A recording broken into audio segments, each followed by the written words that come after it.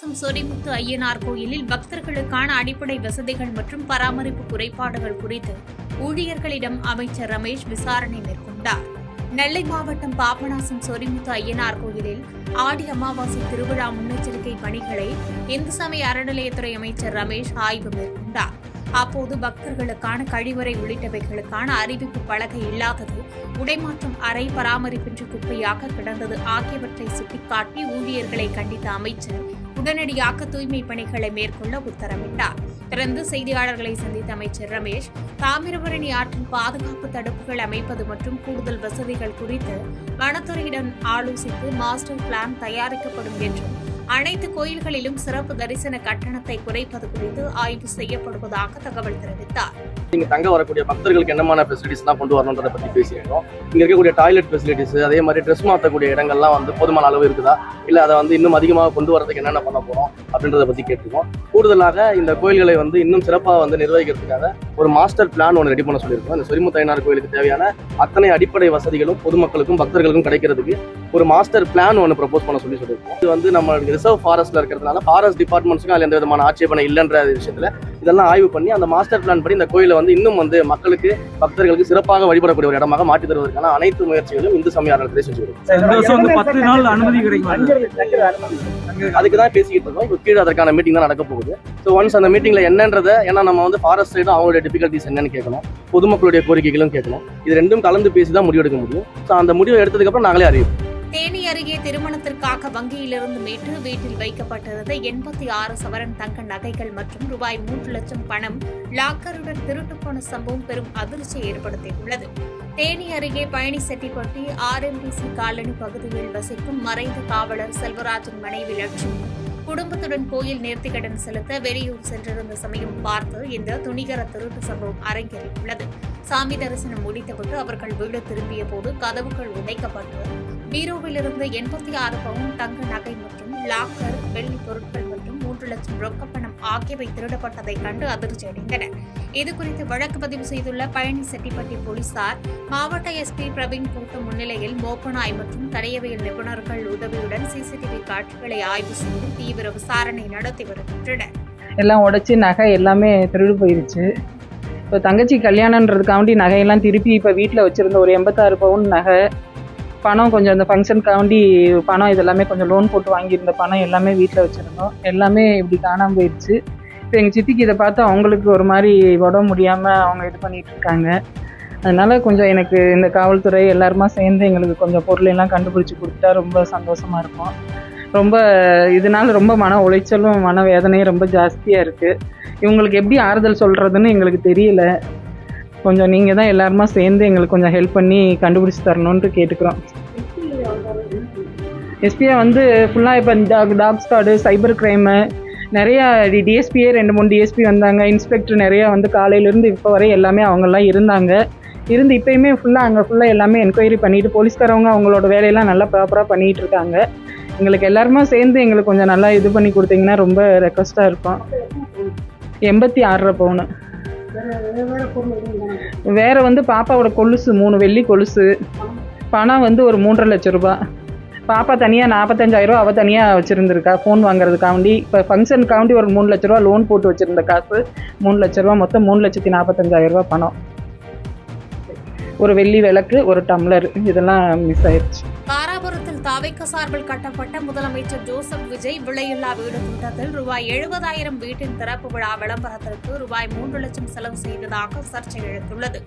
திருப்பூர் மாவட்டம் தாராபுரம் 26வது வார்டில் வசிக்கும் 65 வயதான காளியம்மாள் என்பவருக்கு தமிழக வெற்றிக் கழக நிர்வாகிகள் சார்பில் தமிழக முதலமைச்சர் ஜோசப் விஜய் அவர்களின் விலையில்லா வீடு என்ற பெயரில் 160 சதுர அடியில் புதிய வீடு கட்டப்பட்டது. இதனை அமைச்சர் கமலி திறந்து வைத்த நிலையில் அஸ்திவாரமின்றி ஃப்ரீ காஸ்ட் கான்கிரீட் சுவர்கள் மற்றும் தகர சீட் கொண்டு தற்காலிகமாக இந்த வீடு கட்டப்பட்டுள்ளது சலசலப்பை ஏற்படுத்தியுள்ளது. ரூபாய் 70,000க்கும் குறைவான செலவில் கட்டப்பட்ட இந்த வீட்டின் விளம்பரத்திற்கும் அமைச்சர் வரவேற்பிற்கும் ரூபாய் 3 லட்சம் வரை செலவிடப்பட்டதாக கூறப்படும் நிலையில் கட்டிடத்தின் பாதுகாப்பு குறித்து அரசு அதிகாரிகள் மற்றும் மாவட்ட ஆட்சியர் நேரில் ஆய்வு நடத்தி உண்மை நிலையை வெளியில் கொண்டு வர வேண்டும் என பொதுமக்கள் வலியுறுத்தியுள்ளனர். திருச்செந்தூர் உட்பட எந்த கோயிலிலும் கட்டண உயர்வு செய்யப்படவில்லை என அமைச்சர் ரமேஷ் விளக்கமளித்துள்ளார். நெல்லையப்பர் கோயில் தேர் திருவிழா தேரோட்ட முன்னெச்சரிக்கை பணிகள் குறித்து அமைச்சர் ரமேஷ் மற்றும் சட்டமன்ற உறுப்பினர் முருகன் ஆகியோர் நேரில் ஆய்வு மேற்கொண்டனர். பொதுமக்களின் பாதுகாப்பு, தற்காலிக கழிப்பறைகள், 108 ஆம்புலன்ஸ் மற்றும் 1500 போலீசார் பாதுகாப்பு பணியில் ஈடுபடுவது குறித்து அதிகாரிகளுடன் கலந்து ஆலோசனை நடத்திய அமைச்சர் தேர் ஓட்டும் நபர்களுக்கு மருத்துவ பரிசோதனை செய்ய உத்தரவிட்டுள்ளதாக கூறினார். பின்னர் செய்தியாளர்களை சந்தித்த அமைச்சர் திருச்செந்தூர் உள்ளிட்ட எந்த கோயில்களிலும் கட்டண உயர்வு செய்யப்படவில்லை என்றும் பரப்பப்படும் தகவல்கள் தவறானவை என்றும் பொதுமக்களின் கருத்துக்களை மீறி தமிழக அரசு எந்த முடிவையும் எடுக்காது என உறுதியளித்தார். தருமபுரி அருகே நிலத்தகராறில் லாரி ஓட்டுநர் மற்றும் அவரது அக்காவை கூலிப்படை ஏவி கொலை செய்த மனைவி உட்பட 8 பேர் கைது செய்யப்பட்டுள்ளனர். தருமபுரி மாவட்டம் தகடூரை சேர்ந்த லாரி ஓட்டுநர் மாதேஷ் மற்றும் அவரது அக்கா நஞ்சம்மாள் ஆகியோர் கடந்த 24ஆம் தேதி படுகொலை செய்யப்பட்ட வழக்கில் மாதேஷின் மனைவி கீதா உட்பட 8 பேரை அதியமான்கோட்டை போலீசார் கைது செய்துள்ளனர். மதுப்பழக்கம் மற்றும் கருத்து வேறுபாடு காரணமாக பிரிந்து வாழ்ந்து வந்த கீதா சொத்துக்களை தன் குழந்தைகளுக்கு கொடுக்காமல் கணவர் மாதேஷ் அவரது அக்காவுக்கு எழுதியதால் ஆத்திரமடைந்ததாக கூறப்படுகிறது. இதனால் தனது ஆண் நண்பர் சண்முகம் மூலம் மதுரையை சேர்ந்த கூலிப்படையினருக்கு ரூபாய் 6 லட்சம் பேரம் பேசி முதற்கட்டமாக ரூபாய் 2.5 லட்சம் கொடுத்து இந்த இரட்டை கொலையை அரங்கேற்றியதை போலீசார் விசாரணையில் கீதா ஒப்புக்கொண்டுள்ள நிலையில் தீவிர விசாரணை மேற்கொள்ளப்பட்டு வருகிறது. குரோம்பேட்டை போக்குவரத்து பணிமனையில் கிளை மேலாளர் ஒருமையில் பேசி மிரட்டியதால் மனமுடைந்த நடத்துனர் குழந்தையுடன் பெட்ரோல் ஊற்றி தற்கொலைக்கு முயற்சித்த சம்பவம் பெரும் பரபரப்பை ஏற்படுத்தியது. சென்னை தாம்பரம் அடுத்த கோவிலம்பாக்கத்தை சேர்ந்த சண்முகம் குரோம்பேட்டை பணிமனையில் கடந்த 10 ஆண்டுகளாக பேருந்து நடத்துனராக பணியாற்றி வரும் நிலையில் உடல்நிலை சரியில்லாததால் விடுப்பு எடுத்துவிட்டு மீண்டும் பணிக்கு திரும்பிய சண்முகத்தை கிளை மேலாளர் கவின்ராஜ் ஒருமையில் பேசியதோடு பணி வழங்க மறுத்து மிரட்டியதாக கூறப்படுகிறது. இதனால் மன உளைச்சலுக்கு ஆளான சண்முகம் நேற்று தனது 2 வயது குழந்தையுடன் பணிமனை வளாகத்திலேயே பெட்ரோல் ஊற்றி தற்கொலைக்கு முயன்றபோது அவரை சக ஊழியர்கள் காப்பாற்றினர். மேலும் 3 ஆண்டுகளாக பணிமாற்றம் செய்யப்படாமல் இருக்கும் கிளை மேலாளர் கவின்ராஜ் தொடர்ந்து ஓட்டுநர்கள் மற்றும் நடத்துனர்களை கொடுமைப்படுத்தி வருவதாக ஊழியர்கள் புகார் தெரிவித்துள்ளதோடு துறை சார்ந்த அதிகாரிகள் உரிய விசாரணை நடத்த கோரிக்கை எழுந்துள்ளது. கரூரின் ஜவுளி ஏற்றுமதியை 2030க்குள் $2 பில்லியன் உயர்த்த இலக்கு நிர்ணயிக்க வேண்டும் என மத்திய அமைச்சர் கிரிராஜ் சிங் அழைப்பு விடுத்துள்ளார். கரூர் உற்பத்தியாளர்கள் மற்றும் ஏற்றுமதியாளர்கள் சங்கத்தின் 50ஆம் ஆண்டு பொன்விழா விழா கரூரில் உள்ள தனியார் திருமண மண்டபத்தில் நடைபெற்றது.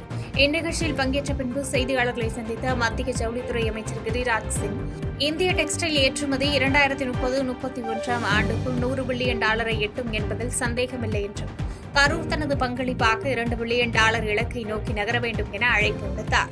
இந்நிகழ்வில் அமைச்சர்கள் மதன்ராஜ், விஜயலட்சுமி மற்றும் MP ஜோதிமணி ஆகியோர் கலந்து கொண்டு சிறப்பித்தனர். தாம்பரம் அருகே தலைமை காவலரை கத்தியால் வெட்டிவிட்டு தப்ப முயன்ற A+ கேட்டகரி ரவுடி செல்லா என்பவரை காலில் போலீசார் சுட்டுக் கொலைத்தனர். சென்னை தாம்பரம் அடுத்த மண்ணிவாக்கத்தில் கஞ்சாவுடன் ரவுடிகள் பதுங்கியிருப்பதாக கிடைத்த ரகசிய தகவலின் பேரில் ஓட்டேரி காவல் குழுவினர் தேடுதல் வேட்டையில் ஈடுபட்டனர். அப்போது A+ கேட்டகரி ரவுடிகளான செல்லா மற்றும் கனகராஜை பிடித்து வாகனத்தில் ஏற்ற முயன்றபோது செல்லா தான் மறைத்து வைத்திருந்த கத்தியால் தலைமை காவலர் ஆனந்தராஜை வெட்டியதாக கூறப்படுகிறது.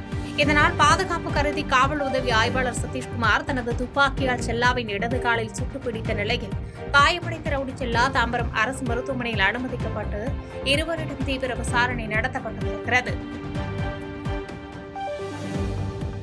செய்திகளை உடனுக்குடன் தெரிந்து கொள்ள கீழ்க்கண்ட கேபிள் மற்றும் DTH நெட்வொர்க்குகளில் எம்நாடு செய்தி தொலைக்காட்சியை காணுங்கள். பாதகம் செய்பவரை கண்டால் நாம் பயம் கொள்ளலாகாது பாப்பா.